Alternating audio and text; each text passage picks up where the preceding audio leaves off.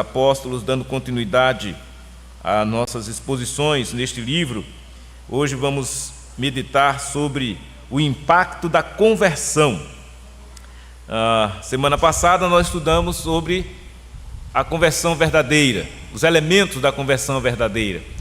E aí nós vimos que a conversão verdadeira ela se dá primeiramente por a intenção divina, né? Deus é quem toma a iniciativa. Jesus foi ao encontro de Saulo para salvá-lo. Vimos também que a consequência disso, né, é que aquele que é alcançado por esta graça e recebe de Deus esta bênção é levado à confissão de pecados, ao arrependimento. Assim aconteceu com Saulo. Ele arrependeu-se, ele via cometer o pecado de perseguir a igreja. Ele estava no seu coração cheio de ódio pelos crentes, ele queria prender os irmãos, ele não tinha nenhuma intenção de amar a ninguém, ele queria aprender, principalmente quem declarasse sua fé em Jesus. Então, Jesus vai ao encontro de Saulo, derruba-o do cavalo, ele fica cego, e ali ele pergunta quem é o Senhor. Ele diz: "Eu sou Jesus a quem tu persegues." E depois desse momento, ele cai em si, ele arrepende-se, e se volta para Deus, e aí o Senhor conduz ele até Ananias, e Ananias iria então ser o responsável, enviado por Deus para orar, impor a mão sobre Saulo, e ele ter as escamas dos olhos caírem, e ele voltar a enxergar. Outro elemento importante, ele então, depois de passar por todo esse processo, ele recebe o batismo, e passa então, faz a sua profissão de fé, ele crê no Senhor Jesus, recebe o batismo, e então ele começa a fazer parte da igreja do Senhor Jesus. E na sequência, ele passa a dar testemunho, a pregar o Evangelho, a falar às pessoas aquilo que havia acontecido com ele. Então, esses foram os elementos da verdadeira conversão. E toda conversão, ela produz um impacto entre familiares, entre amigos, na sociedade, vai produzir impacto na própria pessoa que é convertida. Então, há um impacto da conversão na vida de quem recebe esta graça de Deus. E é o que nós vamos ver aqui acontecido na vida de Saulo, que depois veio a ser Paulo, né? E então, depois dele ter feito tudo isso e indo pregar o Evangelho, ele começou a ser alvo de perseguição também. E Saulo, que saía, mudou o status dele. Ele passou de perseguidor a ser perseguido. De modo que quando ele saiu a pregar, lá nas sinagogas, que Jesus era o Filho de Deus, afirmando isso, aqueles que outrora eram seus comparsas, né, seus companheiros, que atestavam o ódio de Saulo pelos crentes, se voltam contra ele e querem tirar a sua vida. Querem tirar a sua vida. No versículo 23 diz que, decorridos muitos dias, os judeus deliberaram entre si tirar-lhes a vida. E sendo assim, ele foi colocado, ele tomou conhecimento, o plano de que queriam matá-lo, né? Saulo tomou esse conhecimento, e aí os irmãos se reuniram, tomaram ele de noite, colocaram ele num cesto, desceram ele por uma muralha, e ele então viajou e voltou para Jerusalém. Aí vejam, o texto agora de capítulo 9 de Atos, de 26 a 30, vamos ler. Diz assim: tendo chegado a Jerusalém, procurou juntar-se com os discípulos. Olha aí como foi a atitude de Paulo, né, de Saulo. Foi para Jerusalém e procurou juntar-se com os discípulos. Todos, porém, o temiam, não acreditando que ele fosse discípulo. Esse é o primeiro impacto que uma conversão trouxe. A desconfiança naqueles que outrora conhecia a pessoa de outra forma, de outra maneira. Então essa desconfiança é natural. O ser humano é assim, né? A gente fica com o pé atrás. Por exemplo, se adentrar aqui entre nós alguém que cometia diversos crimes na sociedade, isso causa impacto, né? As pessoas ficam com medo. Será que essa pessoa é convertida mesmo? Ou será que ele veio aqui, né, procurar alguém para tirar a vida? Já que a ficha dessa pessoa é de uma pessoa violenta, má, né, de uma pessoa que promovia o mal. Então tem essa desconfiança. E é o caso aqui. Saulo, todo mundo já era conhecida a fama dele, que era um homem perseguidor da igreja. Ele estava lá na morte do primeiro mártir do cristianismo, que foi Estevão, consentindo com a morte de Estevão. Estevão foi brutalmente assassinado por pedras de homens e mulheres, pessoas enraivecidas. E por quê? Porque estava Estevão pregando o evangelho. E Saulo estava lá, naquele momento trágico e triste para a igreja daquele tempo. Então agora, de repente, chega esse homem na Jerusalém, que ele tinha acabado de sair há algum tempo, né? Saiu de lá e foi para Damasco com a intenção de prender os crentes. E agora volta esse homem, depois de um tempo, e se apresenta na igreja ali de Jerusalém. Os irmãos ficam temendo, não estavam acreditando. Possivelmente os irmãos pensaram assim: está disfarçado, veio disfarçado para curiar aqui a gente e depois entregar a gente para ser preso. Mas, diante dessa desconfiança dos irmãos, desse impacto causado ali, a princípio, na vida daqueles irmãos discípulos, houve um homem chamado Barnabé, que era levita, natural de Chipre, e Barnabé tem esse nome que significa filho da exortação, ou filho do encorajamento. Então, Barnabé já era com uma personalidade assim, de encorajar, de ajudar, de auxiliar, e é exatamente isso que ele faz. Ele vai tomando consigo a Paulo ou a Saulo, levou aos apóstolos. Então Barnabé é aquele que recepciona Saulo. Diante do temor dos demais discípulos, ele vai lá, toma consigo a Saulo e leva-o até os apóstolos e conta aos apóstolos como ele vira o Senhor no caminho e o que este lhe falara, e como em Damasco pregara ousadamente em nome de Jesus. Barnabé não temia a Saulo.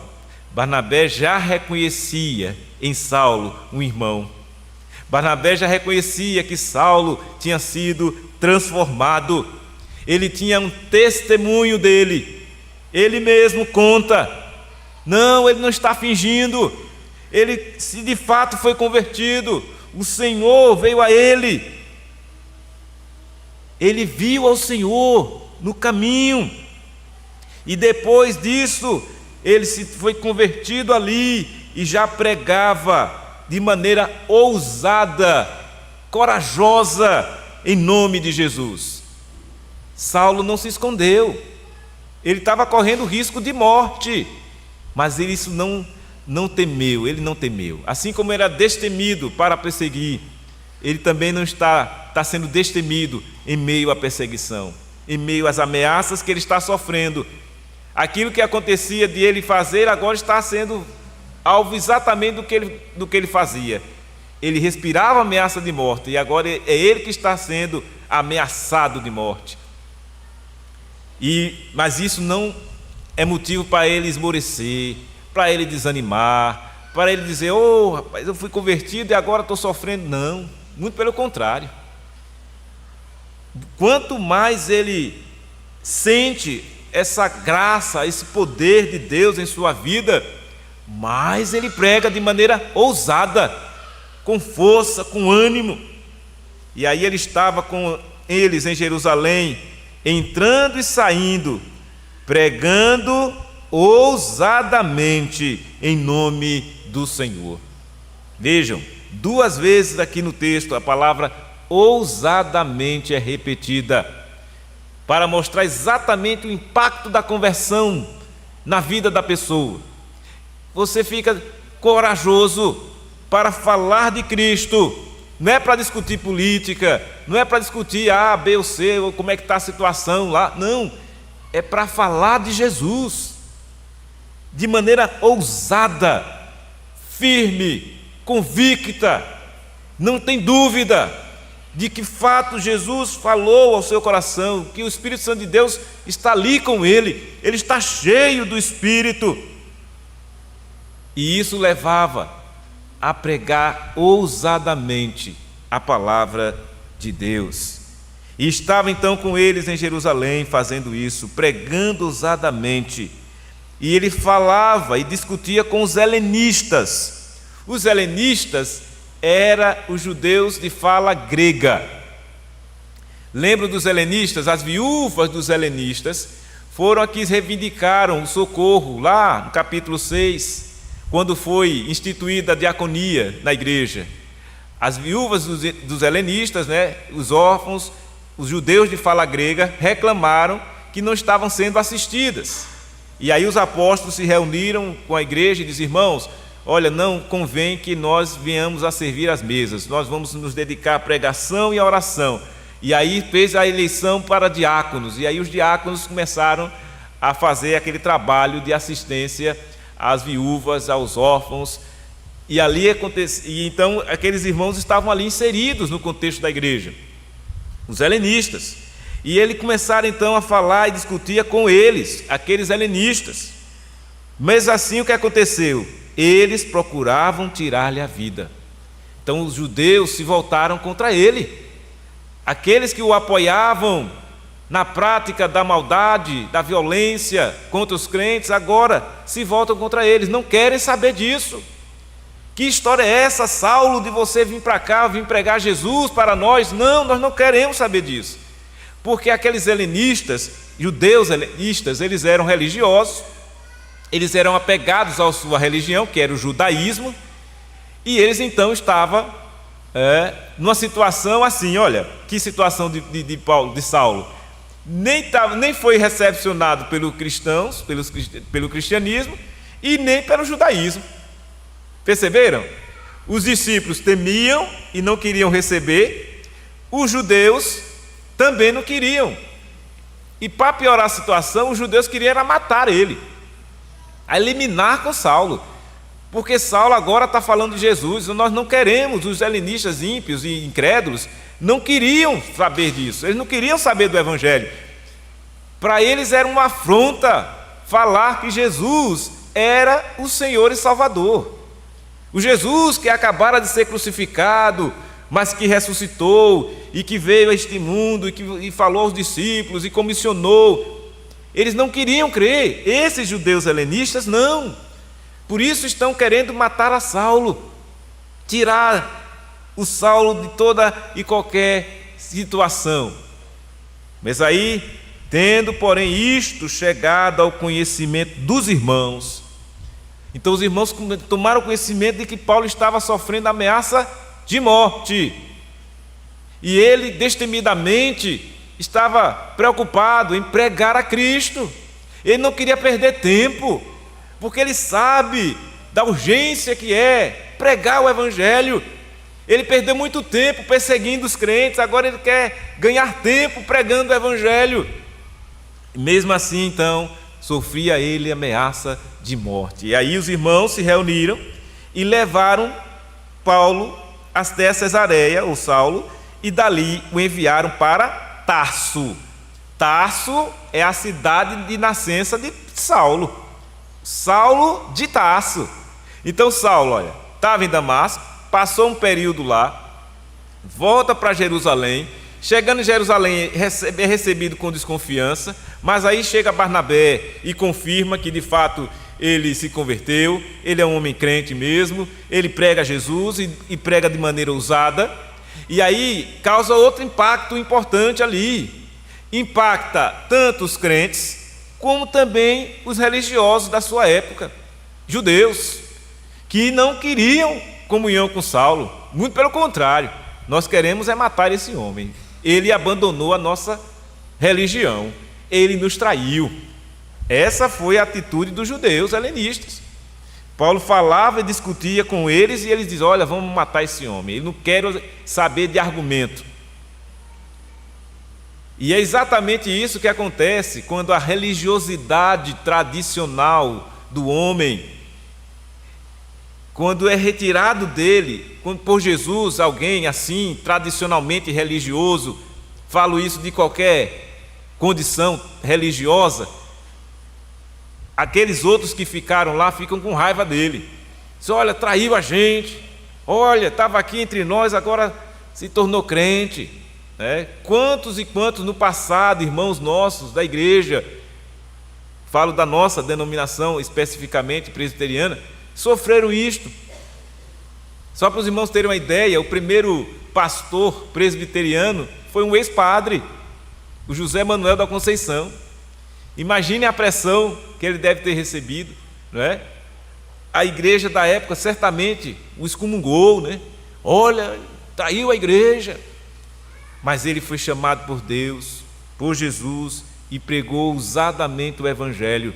Os irmãos do passado receberam a graça de Deus e por isso, olha o que aconteceu: saíram pregando o Evangelho. Começou lá no Rio de Janeiro e depois se espalhou pelo Brasil todo, até chegar aqui em Sergipe, né? Em Laranjeiras, e aqui está estabelecida a igreja do Senhor Jesus, em Itabaiana, Frei Paulo, e saíram os irmãos vindo, os americanos pregando o Evangelho, desbravando esses lugares aqui que não eram como é hoje, eram tempos difíceis, a cavalo, vinham navegando de navio, desciam no porto e saíam desbravando nas matas dos interiores, pregando o Evangelho. E olha como a semente do Evangelho surtiu efeito. Aqui estamos nós, só nós aqui em Itabaiana há 85 anos ou mais, da presença, né? Quando só existia as duas religiões, a tradicional e a religião dos crentes. E aí imagina aquela situação, conta nossas irmãs mais antigas aí como é que eram tratados os crentes. Olha lá, chamavam de bode, o crente do livro da capa preta, eram assim, discriminados, zombados, mas os irmãos do passado perseveravam, nada disso adiantava. Por quê? Porque a obra que foi feita no coração deles, assim como no coração de Saulo, foi do Espírito de Deus, foi de Jesus, que os transformou e que o trouxe para fazer a obra que o Senhor vocacionou para fazer. E diante desse quadro, aqui em Saulo vindo a Jerusalém, depois foi para Tarso, vejam como estava a igreja naquele tempo vivendo. Diz aí no versículo 31, a igreja na verdade tinha paz por toda a Judeia, Galileia e Samaria. A igreja estava em paz. Não adiantou nada aqueles opositores se levantar contra os filhos de Deus, contra os discípulos do Senhor. Não adiantou nada aqueles homens começarem a querer tirar a vida dos filhos de Deus, dos apóstolos, dos servos do Senhor. Nada adiantou. O Senhor estabeleceu a paz para a sua igreja naquele tempo, edificando-se e caminhando no temor do Senhor e no conforto do Espírito Santo, crescia em número. Que maravilha, que descrição maravilhosa esta, que ânimo há para o nosso coração. Vivemos em um país, irmãos, que nos dá a condição de continuar a pregar o Evangelho. Em muitas situações, nesse exato momento, em lugares difíceis aí fora, no mundo todo, há pessoas que não têm esse privilégio de estar na igreja, na comunhão dos santos, por causa da perseguição. Igrejas secretas, igrejas, irmãos que têm que se disfarçar em meio à situação e vivendo em determinados países, mas não deixam de estar firme na fé, não deixam de, nas oportunidades que têm, falar do Evangelho. Por quê? Porque assim, o Evangelho vai promover a transformação. Quando alguém é convertido, há um impacto na vida daqueles que estão ao seu redor, há um impacto na família, há um impacto na sociedade, há um impacto no seu ambiente de trabalho, há um impacto em você mesmo. Fique imaginando o impacto que foi para Saulo, a mudança radical que aconteceu no seu coração, na sua alma. Um homem que estava ali só interessado em perseguir os cristãos, de repente se vê transformado, alcançado por esta graça bendita do Senhor. E assim tem sido ao longo da história da igreja. O Senhor tem trazido e abençoado o seu povo.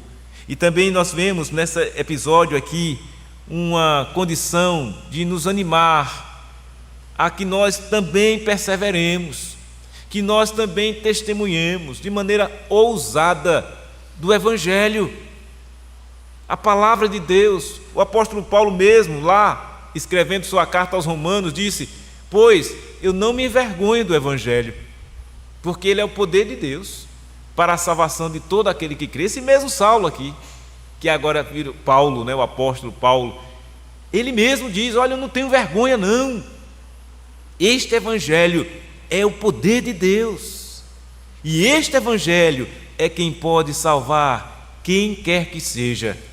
Por isso que eu tenho que pregar este Evangelho de maneira fiel, correta, justa, sem temer aos homens, e sim temer ao Senhor.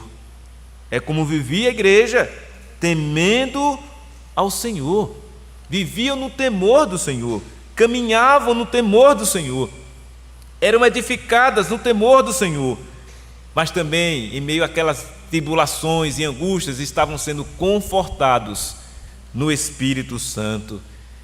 Os irmãos eram confortados, eles sentiam conforto em seus corações, percebiam que estavam sim sendo ali conduzidos pelo Senhor, e eles tinham essa convicção em seus corações, e isso dava alegria certamente em meio da igreja. E mais ainda, isso não, em vez de causar um afastamento, as pessoas correrem, fugirem, não, muito pelo contrário, a igreja crescia. Quanto mais se vive com fé, com confiança, com esperança, com temor, com espiritualidade sadia, mais a igreja cresce, e cresce de maneira saudável, cresce da maneira como Deus quer que ela cresça, de modo que esse negócio de dizer assim, não, a igreja está definhando, alguma coisa está errada, porque a igreja de Cristo não definha, a igreja de Cristo cresce. Toda igreja que é de Cristo cresce, umas crescem menos, outras crescem mais, mas cresce, aos poucos cresce e vai desenvolvendo, desde que os crentes desta igreja que é do Senhor continuem fazendo exatamente como os irmãos estavam fazendo, caminhando no temor do Senhor, dando razão da sua fé. Pedro, ele falou de maneira muito contundente, descrevendo esse povo que é o povo de Deus. Ele diz assim na sua primeira carta, quando ele descreve a igreja, ele diz os crentes, ele diz: vós porém sois raça eleita, sacerdócio real, nação santa, povo de propriedade exclusiva de Deus, a fim de proclamardes as virtudes daquele que vos chamou das trevas para a sua maravilhosa luz. Vejam, a igreja, o povo do santo de Deus, foi chamado das trevas para a sua maravilhosa luz. De modo que você e eu agora temos que fazer o quê? Se estamos na luz, brilhar. A luz serve para brilhar, para iluminar, para esclarecer. E as pessoas que estão nas trevas, elas não têm esse entendimento. Na verdade, elas nem entendimento têm. Estão nas trevas. E segundo as Escrituras, alguém que está nas trevas, a situação dela é morta. Está morta em seus delitos e pecados.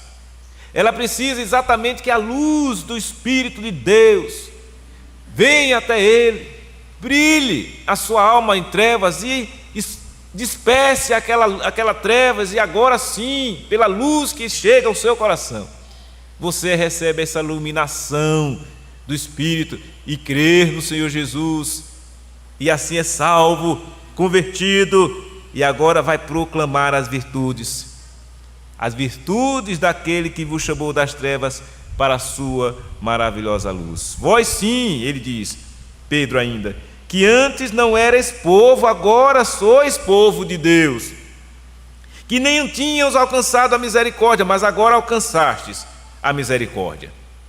Agora tem. Você está agora livre da condenação do pecado. Você está agora salvo por Jesus. Você está convertido.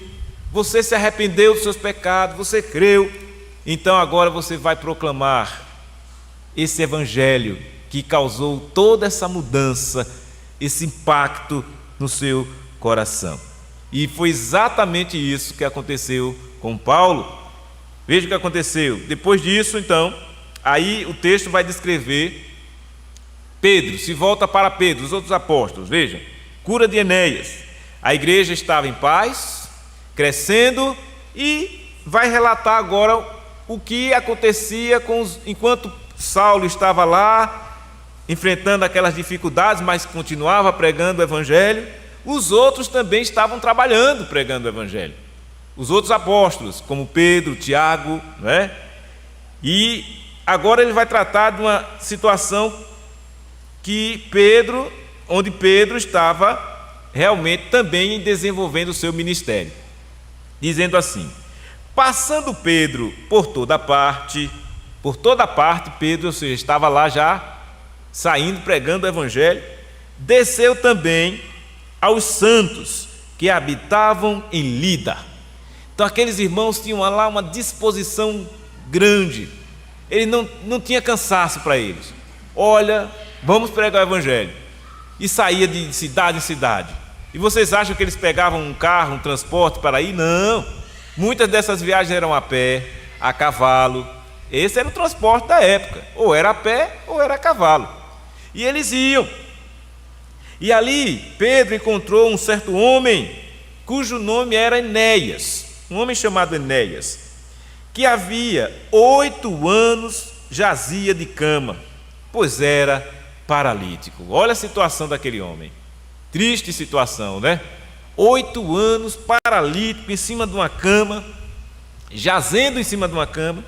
E Pedro então olha para Enéas e diz assim: Enéas, Jesus Cristo te cura. Levanta-te e arruma o teu leito. Ele imediatamente se levantou. Jesus Cristo curou. Vejam, os apóstolos são um grande exemplo de instrumento nas mãos de Deus. Nenhum deles curou ninguém por o seu próprio poder, porque eles não têm poder. O poder quem tem é Jesus. Isso está claro nas Escrituras.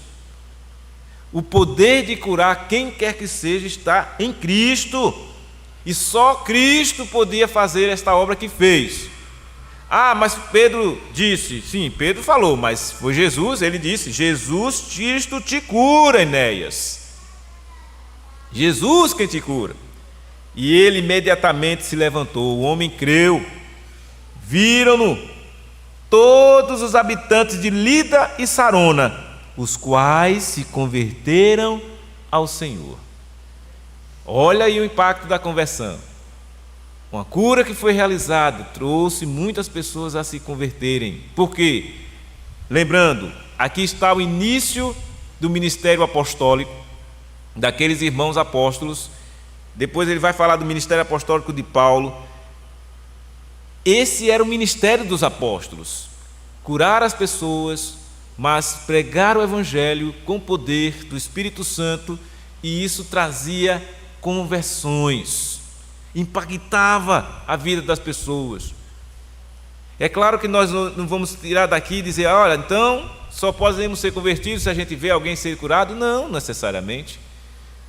Não necessariamente. Vocês percebam que o Senhor Deus age de maneira soberana para converter uma alma, de maneira soberana e da modo como Ele quiser fazer. Veja, no caso de Saulo, Deus não curou nada, ele simplesmente foi lá ao encontro dele, ele não precisava de cura, ele estava sadio, Saulo, mas o Senhor fez ele ficar cego e depois ele retomar a visão. Aqui o homem já estava há 8 anos, paralítico em cima de uma cama, sem expectativa de vida. Possivelmente poderia ele ter recorrido a alguém, aqueles remédios, caseiros, chás, pomadas, era o que se tinha na medicina da época, e de repente, nada resolvia a situação dele, só mesmo a intervenção sobrenatural, que foi o caso aqui. Jesus Cristo te cura, o homem se foi curado. E isso causou impacto muito grande naqueles que ali perceberam esse poder que estava agindo ali e se converteram a Cristo, converteram ao Senhor. As pessoas perceberam que os apóstolos não estavam fazendo aquela obra por si mesmos, os apóstolos não estavam pregando a eles mesmos, não. Pedro não pregava a ele, não pregava nem Tiago, nem João, nenhum dos apóstolos pregava a si mesmo. Eles pregavam o Cristo, eles faziam o que faziam em nome de Cristo, de modo que sempre foi assim e sempre será. É impossível alguém ser convertido a Cristo sem Ele. É impossível alguém ser convertido a Jesus sem o Espírito Santo dele. É impossível. Pode-se acontecer de alguém se dizer convertido falsamente, pode, porque existe também um falso evangelho sendo pregado, e muitas vezes tem arrastado muitas pessoas atrás desse falso evangelho, o evangelho frajuto que muitos têm sido pregados por aí nos dias de hoje, um evangelho sem Cristo, um evangelho que prega prosperidade. Aí as pessoas vão lá, eu vou atrás daquele lugar porque está falando que eu vou ser próspero.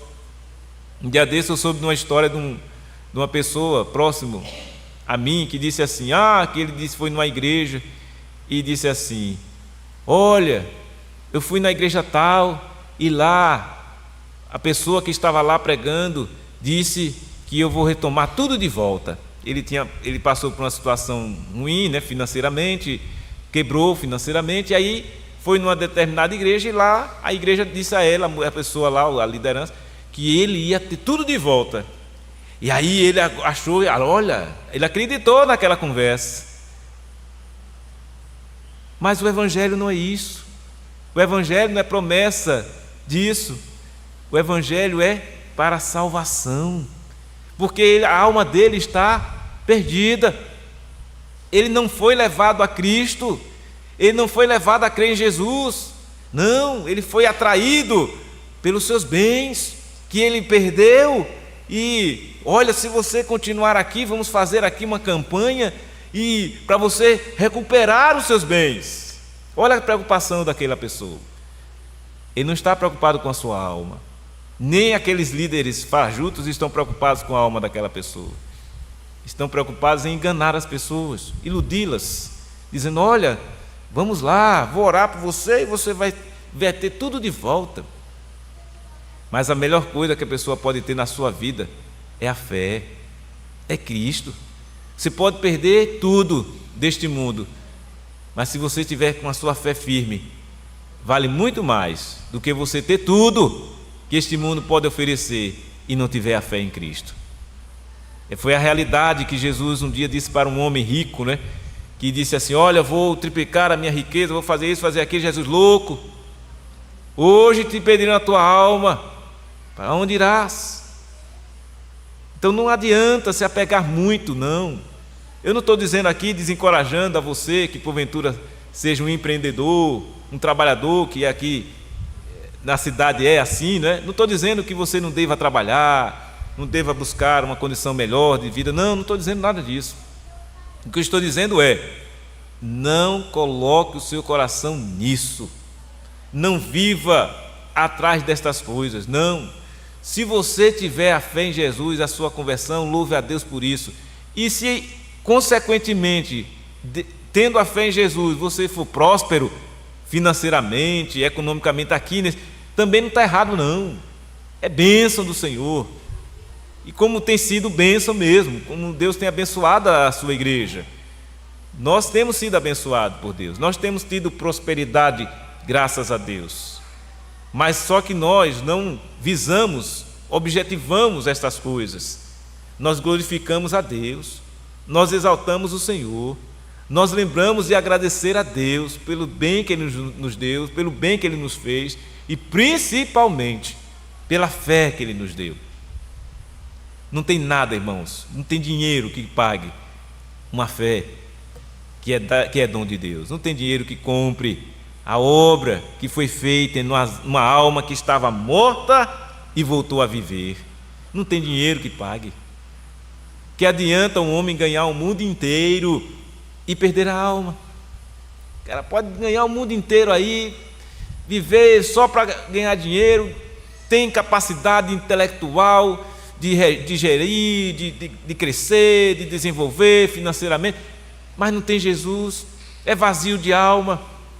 O que acontece, por vezes, ver essas pessoas aí gananciosas, aprisionadas, escravas do seu Deus, do seu ídolo que é o dinheiro. É um mal muito presente no mundo hoje, essa coisa da idolatria pelo dinheiro, de se apegar ao dinheiro, né, de ter aquela avareza, porque a avareza é a idolatria. E por vezes as pessoas pensam, não, mas o Deus dele é o dinheiro, e até espiritualiza muitas vezes as coisas, quando na verdade o seu coração está longe do Senhor. Mas se Deus tem abençoado você com a fé genuína, verdadeira, e você continua sendo próspero, você tem sido abençoado pelo Senhor, você glorifica o nosso Deus. Por exemplo, Barnabé, esse Barnabé que recepcionou Saulo, ele mesmo era um homem generoso. Foi o mesmo Barnabé que vendeu a sua propriedade e depositou os seus bens lá aos pés dos apóstolos para assistir os necessitados que haviam lá na igreja primitiva. Foi esse mesmo homem, Barnabé. Era assim, um crente fervoroso, um homem abastado, né, com condição financeira boa, mas ele não, nada disso fez ele deixar de viver o Evangelho, de pregar o Evangelho, de recepcionar bem os irmãos, os recém-convertidos, como foi o caso aqui de Saulo. Chegando à igreja, Barnabé foi lá recepcioná-lo, receber o irmão. Ele podia dizer, eu não, jamais. Barnabé é um homem da alta sociedade da época, um homem rico, não tem nada disso. Na igreja do Senhor Jesus, não é medida pelo bem que a pessoa tem, se é rico, se é pobre, se é negro, se é branco.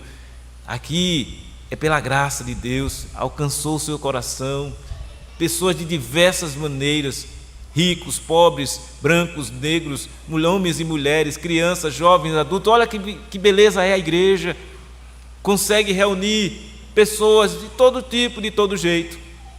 Essa é a igreja do Senhor Jesus. E vejam então que impacto causou a conversão da alma de cada um de vocês, e que tem causado. Quantas pessoas que você conheceu antes da sua conversão, que chega até você e diz, fulano, você agora é assim, agora eu sou crente no Senhor Jesus. Causa um impacto. Muitos ficam até desconfiados, como ficaram ali na época de Saulo. Outros ficam até com inveja e dizem, olha, eu não quero mais conversa com você. Você agora, rapaz, abandonou a gente. Você rapaz, agora eu recebi Jesus. E isso não abala a sua fé. Você se mantém firme. Você agora eu estou servindo a Cristo. E até convida a pessoa, vamos lá também, vamos à igreja, vamos conhecer o Evangelho, vamos conhecer a Cristo. Muitos vão dizer, não quero saber dessas coisas, vai-se embora. E nunca mais quer conversa com você.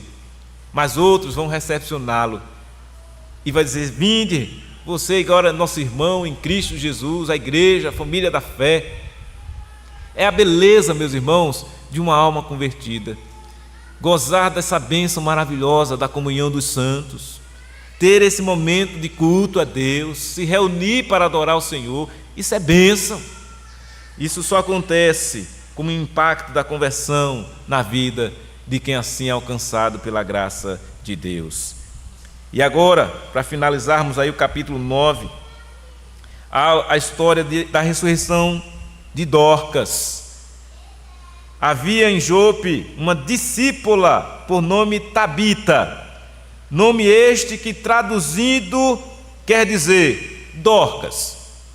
Era ela notável pelas boas obras e esmolas que fazia. Então vejam, Enéas era um homem aleijado que estava lá numa cama por 8 anos. Pedro chega lá, o cura em nome de Jesus, e ele se levanta e muitos se convertem. Agora, uma mulher chamada Dorcas, ou Tabita, que quer dizer Dorcas, era uma mulher boa, uma mulher que fazia boas obras, ajudava, ela fazia roupas para as viúvas. Veja o que aconteceu, vamos ler a história. E ela dava boas obras e esmolas, né? Ora, aconteceu naqueles dias que ela adoeceu e veio a morrer. Então, depois de a lavarem, puseram-na no cenáculo. Então, embalsamaram, né, lavaram o corpo e colocaram lá num lugar chamado cenáculo.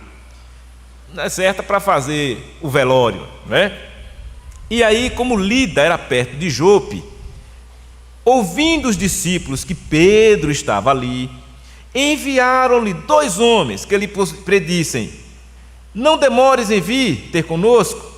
Pedro atendeu e foi com eles.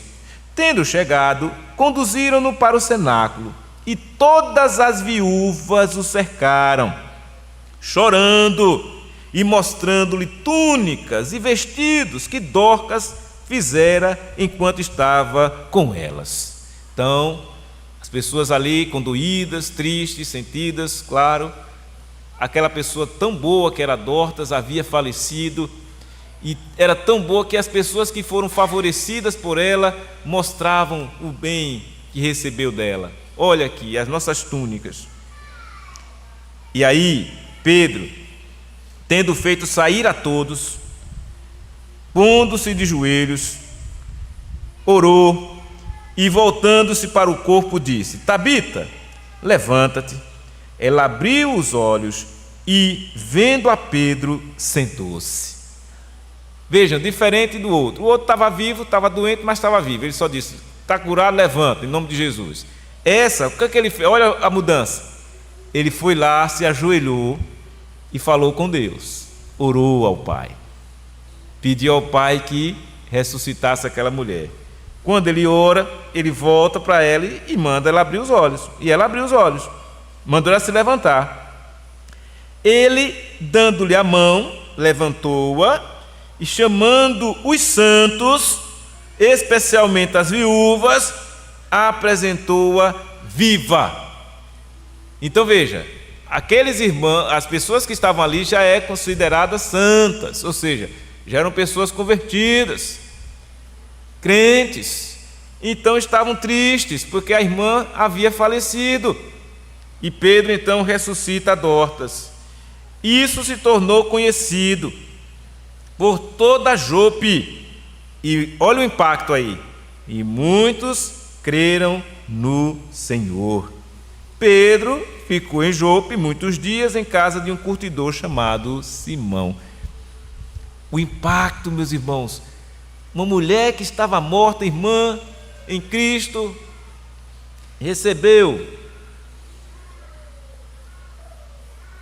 a dádiva da ressurreição. O Senhor resolveu ressuscitar a Dorcas, trazendo alento, alegria ao coração dos santos que ali estavam. É certo que depois desse episódio, Dorcas veio a falecer. Ressuscitará de novo no último dia, como nós sabemos. Mas para esse momento aqui foi importante, impactou bem.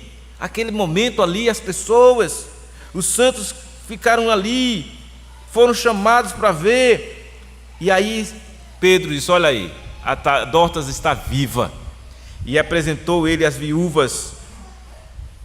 E ali todos, e esse caso ficou conhecido, ou seja, os irmãos, as irmãs saíram testemunhando. Ninguém escondeu essa realidade, foi um fato. Não podia ficar calado, não podia esconder isso não. Olha, Dorcas foi ressuscitada, Jesus, o nosso Deus, ressuscitou a Dorcas. E isso causou o quê? A conversão de outros. Muitos creram no Senhor. Por toda a Jope, muitos creram no Senhor. O Evangelho, meus irmãos, quando chega na alma que está com sede, ele anseia a sede. Que está com fome, ele acaba com essa fome. O Evangelho tem esse poder. E é através do Espírito de Deus, com a pregação da palavra, conforme está aí em Atos 10, 17. Alguém pode dizer, como é que isso acontece? Será que eu preciso ver hoje ter alguma situação dessa para que alguém possa crer? Houve uma objeção nesse sentido. Paulo, escrevendo aos Romanos, capítulo 10, diz assim, versículo 16: mas nem todos obedeceram ao Evangelho, pois Isaías diz, Senhor, quem acreditou na nossa pregação? E aí o versículo 17 diz, e assim a fé vem pela pregação, e a pregação pela palavra de Cristo.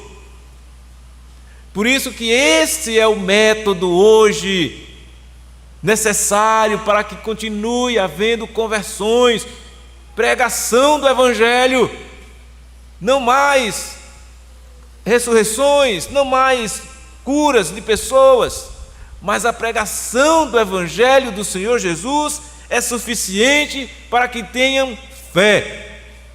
Quem crê na pregação do Evangelho de Cristo será salvo. Muitos não vão crer, mas outros crerão, como nós um dia cremos e fomos convertidos, e aqui estamos servindo a Jesus, o nosso Senhor e Salvador. Essa é a nossa realidade agora. Vejam que impacto causou a sua conversão, e deve estar causando ainda, pois você se tornou uma testemunha viva do poder que tem o Evangelho, da fé que você tem com o dom de Deus. É pela graça que sois salvos, mediante a fé, não vem de vós, é dom de Deus. E continuará sendo assim, irmãos, até a volta de Cristo. Continuaremos a pregar este Evangelho para que venha ter fé.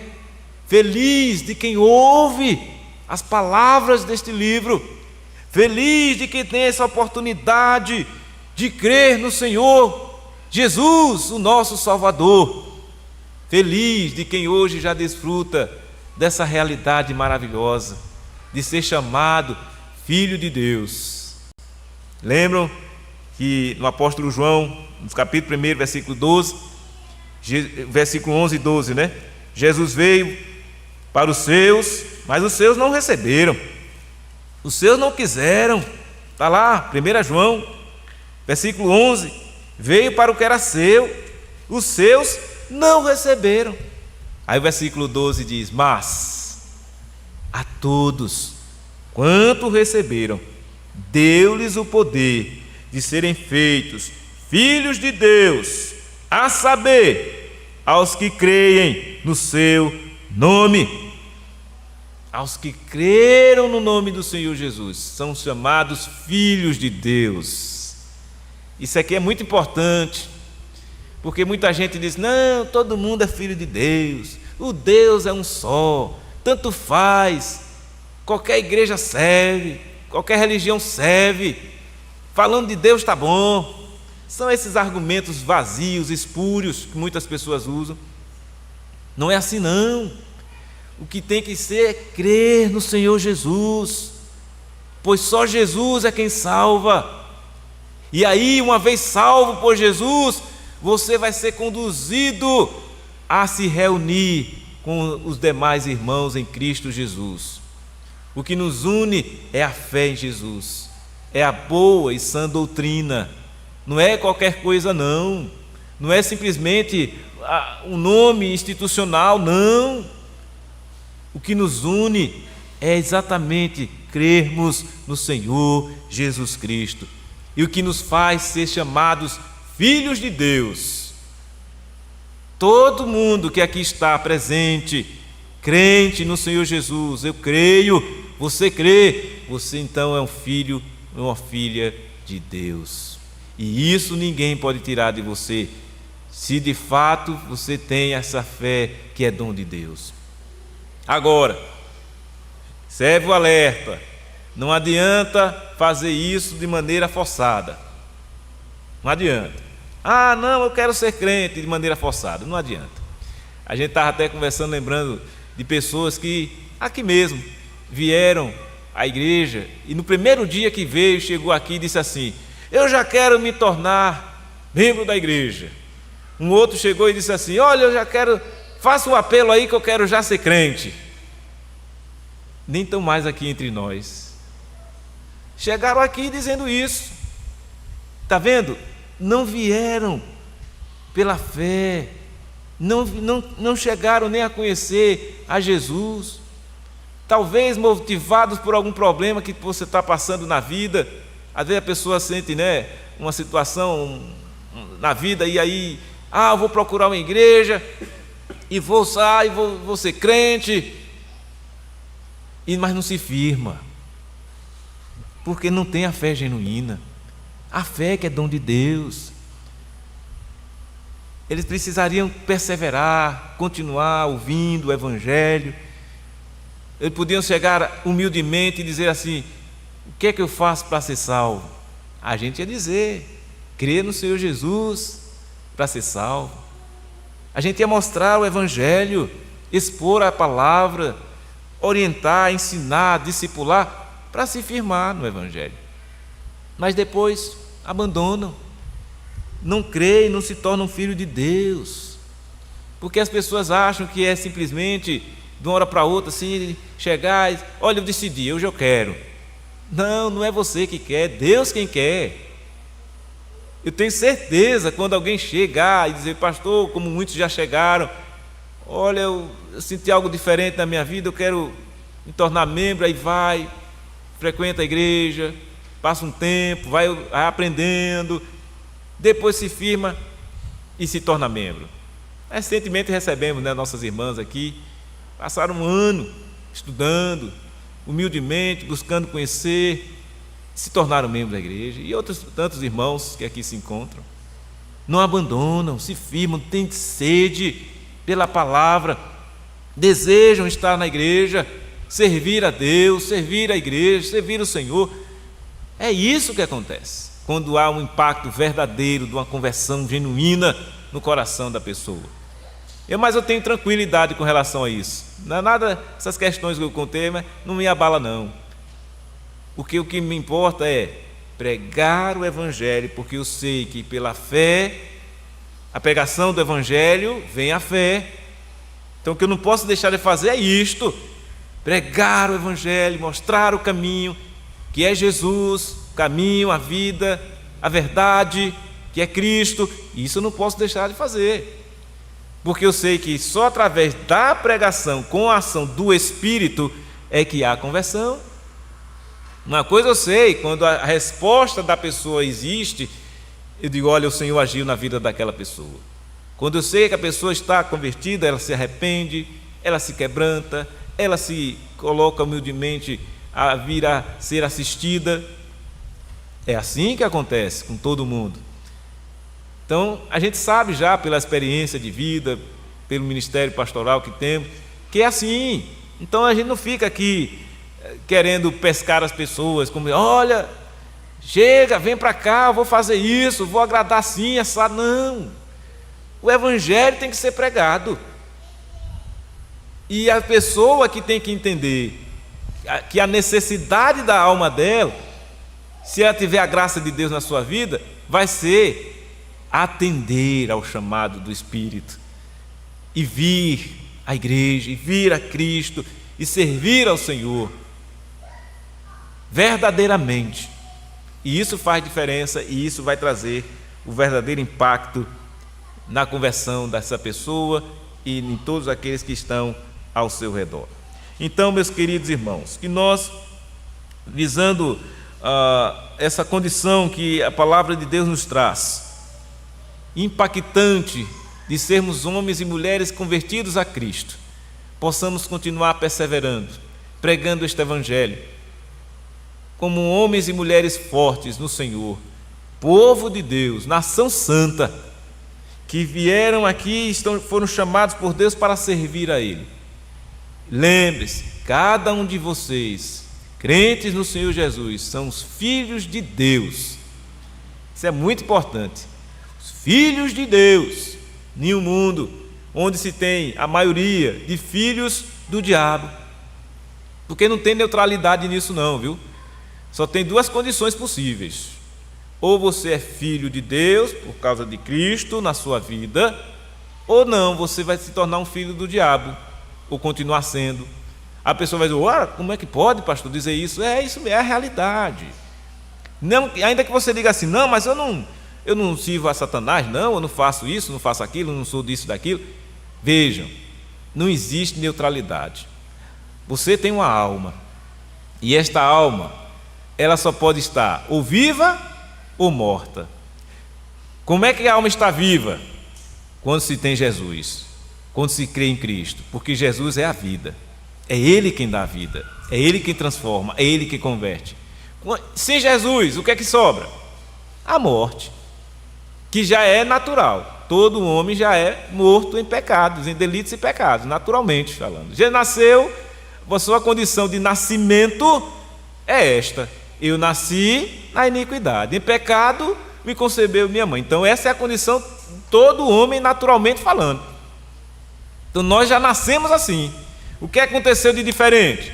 Nós fomos alcançados pela graça.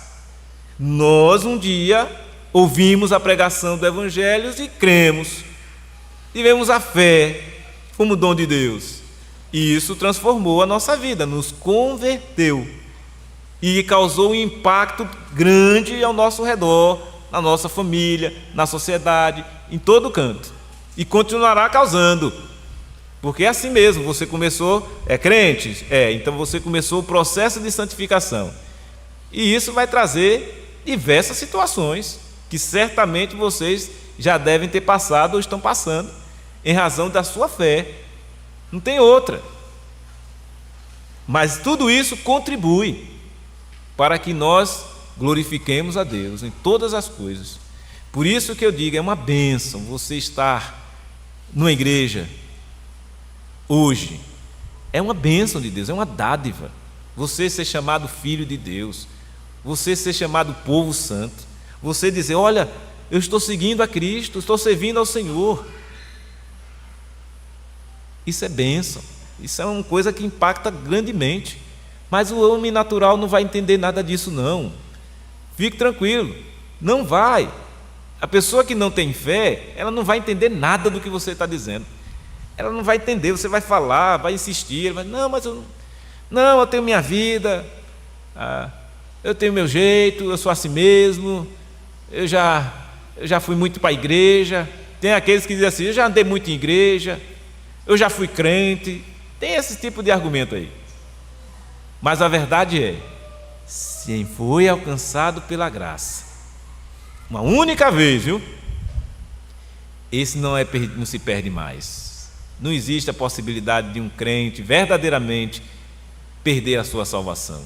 Se ele de fato foi alcançado pela graça de Deus, essa graça irresistível, ele vai perseverar até o fim. Por isso que, para finalizar, por isso que João Calvino, o grande reformador João Calvino, teólogo, pastor, um homem inteligentíssimo, usado por Deus, ele, estudando as Escrituras, ele descobriu 5 coisas que resumem essa obra maravilhosa da graça de Deus, da salvação em Deus. Ele diz: o homem é totalmente depravado, o amor de Deus é incondicional, a expiação é limitada, a graça é irresistível, a perseverança dos santos, ela é presente na vida daqueles que são alcançados por esta graça. Em resumo, é isso que acontece conosco, que aconteceu. De fato, nascemos em pecado, mas um dia o amor de Deus, na eternidade, Deus nos amou de tal maneira que foi que Ele fez? Deu seu Filho unigênito, para que todo aquele que nele crê, esses eleitos do Senhor antes da fundação do mundo, todo ele, os que estão aqui nessa cidade, espalhados por todo esse mundo aí, que nele crê, não pereça, mas tenha o que? Vida eterna. Essa, em resumo, é isto que o Senhor Jesus fez, o nosso Deus fez, e aqui estamos nós, graças a Deus por essa realidade que hoje usufruímos de sermos convertidos do Senhor e agora luz para o mundo e sal para esta terra. Que Deus assim nos abençoe e nos dê essa vontade de cada vez mais estar a servir a Ele, na sua graça e na sua bondade. Vamos orar. Ó Deus, nós louvamos o Teu nome e agradecemos ao Senhor pela graça que o Senhor dispensa a cada um de nós, que nos trouxe a salvação, que nos deu agora, ó Deus, a alegria de estar a servir ao Senhor, a alegria de fazer parte do Teu povo. E rogamos, ó Deus, que o Senhor continue acrescentando dia a dia os que o Senhor vai salvando. Continua, ó Deus, a operar nos corações que lhe pertencem, pois o Senhor mesmo escolheu o seu povo. Mas nós não sabemos quantos são, mas o Senhor o sabe. E o Senhor mesmo, ó Deus, continue a fazer esta obra.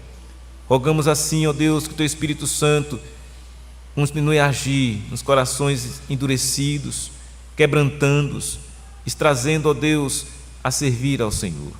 É o que rogamos assim, agradecidos pela graça do Senhor sobre nós, em nome de Jesus, Senhor e Salvador nosso. Amém. Recebemos